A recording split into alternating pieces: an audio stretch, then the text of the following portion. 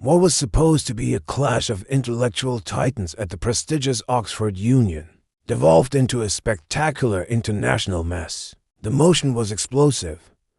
This house believes that India's response to Pakistan is a populist strategy sold as security policy. The stage was set for a fiery debate, but what we got instead was a bizarre public spat filled with accusations, last-minute pullouts, and a whole lot of finger-pointing. So, what really happened? Did India run from the debate? Or did Pakistan play a sneaky game to avoid a showdown? Let's unravel this unbelievable story. The whole affair began with high expectations. The Oxford Union, known for hosting some of the world's most influential figures, had lined up a powerhouse Indian team. We're talking about a former Chief of Army Staff, General Narvain, and the ever-controversial Dr. Subramanian Swamy. On the other side, Pakistan was bringing its own heavyweights, including former Foreign Minister Hina Rabbani Kar. This was meant to be a serious, intellectually rigorous discussion on a topic that defines South Asian geopolitics. But things started to go wrong almost immediately. Just 2 days before the debate, scheduled for November 27th, both General Narvain and Dr. Swamy had to pull out, citing unavoidable commitments. Now, this put the Indian side in a serious bind. Finding replacements for speakers of that stature at such short notice is a monumental task. This is where prominent Indian lawyer Sai Deepak stepped in. He was already slated to speak and found himself in the middle of a frantic scramble to assemble a new team. In his detailed account posted on X, formerly Twitter, Sai Deepak lays out a timeline of events that paints a picture of chaos and what he calls a deliberate Pakistani gambit. He highlights a crucial detail right from the start: the leadership of the Oxford Union itself. He points out that the president, Musa Harich, is allegedly the son of Pakistan's Minister of Defense Production, and the treasurer, Razan Azhar, is also a Pakistani national.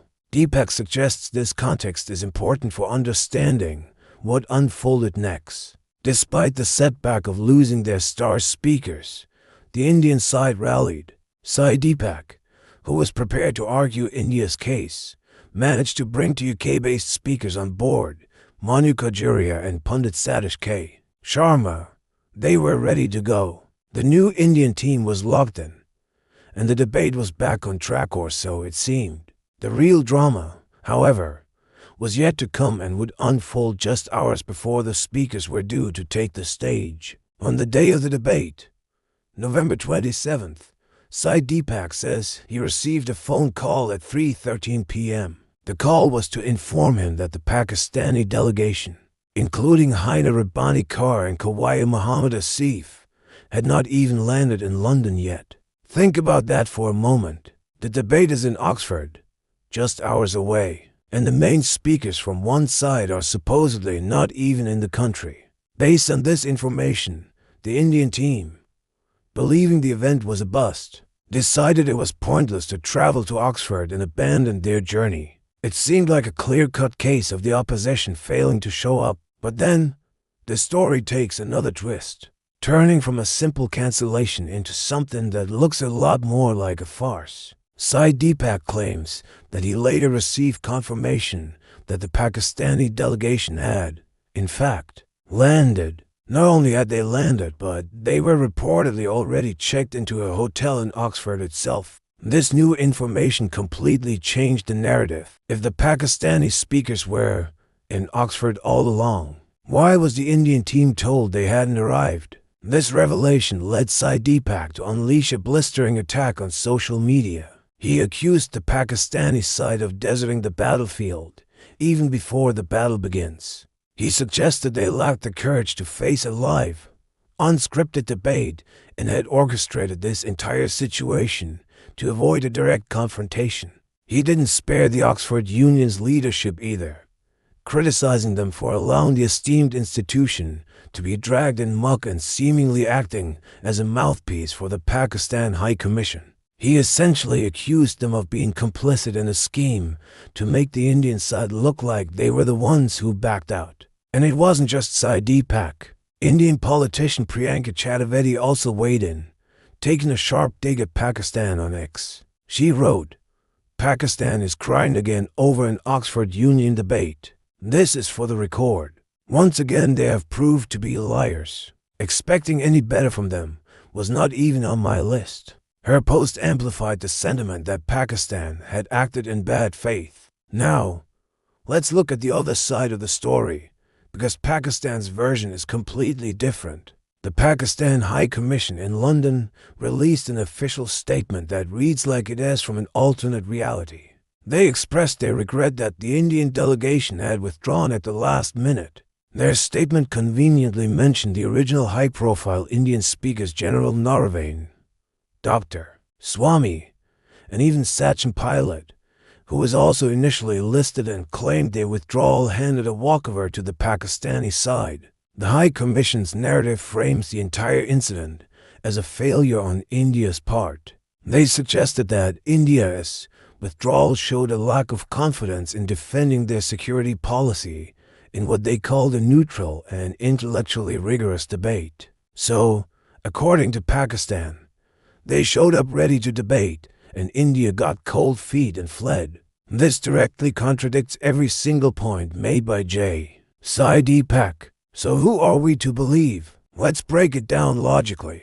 We have two diametrically opposed accounts. Account A, from the Indian side, says they were told the Pakistani speakers hadn't arrived, so they didn't travel, only to find out later that the Pakistani speakers were already in Oxford.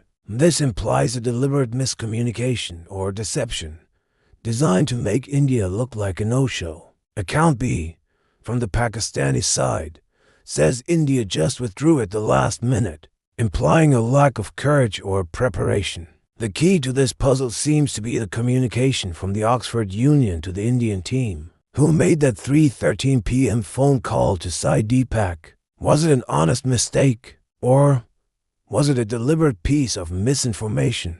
Deepak's insinuation is that the union's leadership, with its Pakistani connections, was not an impartial organizer. He believes they facilitated a scenario where Pakistan could claim victory by default. The sequence of events certainly seems suspicious. Why would the original, high-profile Indian speakers pull out just 48 hours before the event?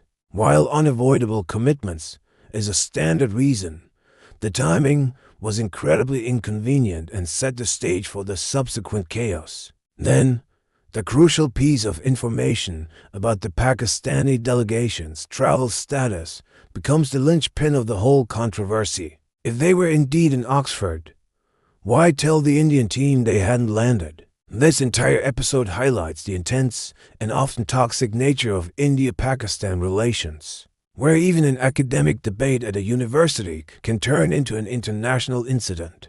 The battle for narrative is just as fierce as any political or diplomatic standoff. In this case, both sides are now trying to control the story. India is painting a picture of Pakistani cowardice and deception. Pakistan is painting a picture of Indian arrogance and fear of scrutiny. The Oxford Union, a bastion of free speech and debate for centuries, finds itself in a very awkward position. Sai Deepak's public condemnation of its leadership is a serious blow to its reputation for neutrality. He accused them of failing to manage the event and allowing it to be manipulated. The union's silence on the specifics of what happened only adds to the confusion and suspicion. Did they try to mediate? Did they verify the travel status of the Pakistani delegation before communicating with the Indian side?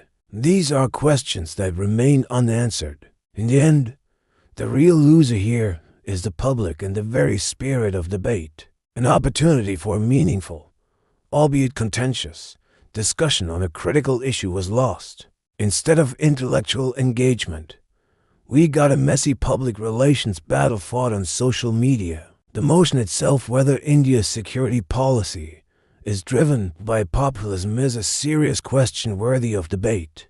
But instead of arguments and counter-arguments, we got accusations and recriminations. This story serves as a cautionary tale. When deep-seated national rivalries are involved, Even the most well-intentioned platforms for dialogue can become battlegrounds for propaganda. The truth of what happened in the hours leading up to the cancelled Oxford Union debate may remain murky, lost in a fog of conflicting statements and national pride. But one thing is clear. This wasn't a debate. It was a fiasco. What do you think really happened? Was this a calculated move by Pakistan? An organizational failure by the Oxford Union? Or did the Indian side simply get outmaneuvered? Let me know your thoughts in the comments below. Thanks for watching. And if you found this breakdown interesting, don't forget to like this video and subscribe for more deep dives into complex stories.